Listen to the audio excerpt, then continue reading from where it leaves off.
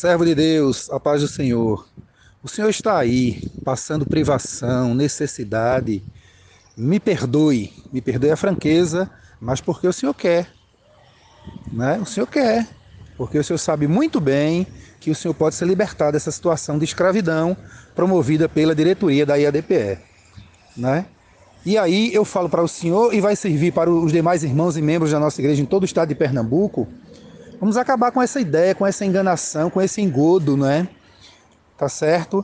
De se sensibilizar com o discurso mentiroso de alguns desses pastores, como o caso do Sérgio Correia, lá que está em desespero, lá em Moreno, no setor 11, e muitos outros, né, dizendo que está faltando isso, alguém vai ficar sem salário, tentando com isso o quê? Tentando com isso mexer nas emoções das pessoas. Tá certo? Porque veja só, uma igreja como a nossa, e a DPE e muitas outras igrejas do porte da nossa, mas vamos trazer para a nossa, o problema é com a nossa igreja, né? Que tem milhares e milhares de membros. O dinheiro que entra, mesmo nessa crise, não é?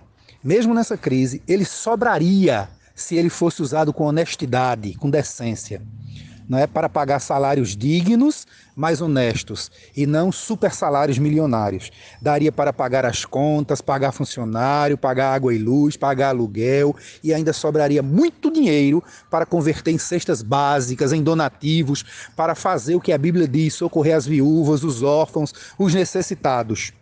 Tá certo? E não enriquecer alguns em detrimento do outro. O que está acontecendo na Assembleia de Deus Pernambuco hoje, nessa atual administração, é o que a gente vê na politicagem aí, não é?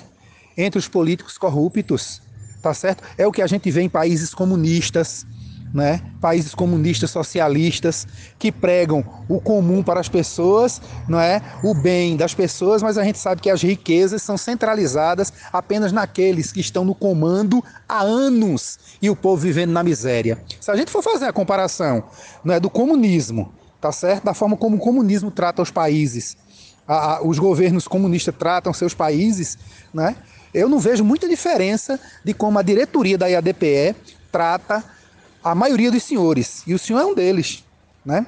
Que vive aí passando fome, passando privação, passando necessidade, seus filhos aperreados, o senhor sem saber o que fazer, recebendo um salário de fome, pagando 500, 600 reais de aluguel e sobrando aí 900 conto para o senhor sobreviver, né? Então o problema é que existe muito dinheiro, assim como no Brasil. Eu costumo dizer o seguinte: o problema do Brasil não é falta de dinheiro, é falta de vergonha, né? É imoralidade de muitos daqueles que estão administrando, não é, as finanças públicas, o dinheiro público, né? Infelizmente, me dói na alma dizer isso, mas é a verdade. O que acontece na Assembleia de Deus é isso, na nossa Assembleia de Deus Pernambuco, nessa atual administração.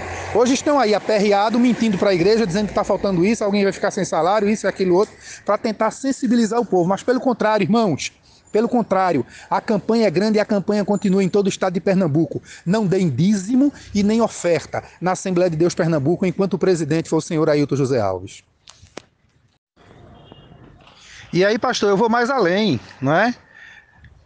Os irmãos estão incentivando as pessoas não darem dízimo nem oferta enquanto essa diretoria estiver aí na IADPE, e eu vou mais além e digo o seguinte: me diga qual foi o dia, o momento, e principalmente nessa pandemia, em que a diretoria da igreja, a presidência da igreja, alguns deles vieram a púlpito ou em uma reunião dizendo que iriam diminuir o salário de vocês. Para o senhor ter uma ideia, o senhor sabe muito bem que hoje, se o presidente, juntamente com a família dele, resolvesse passar um ano, ele dissesse assim: eu vou passar um ano em nome de Jesus.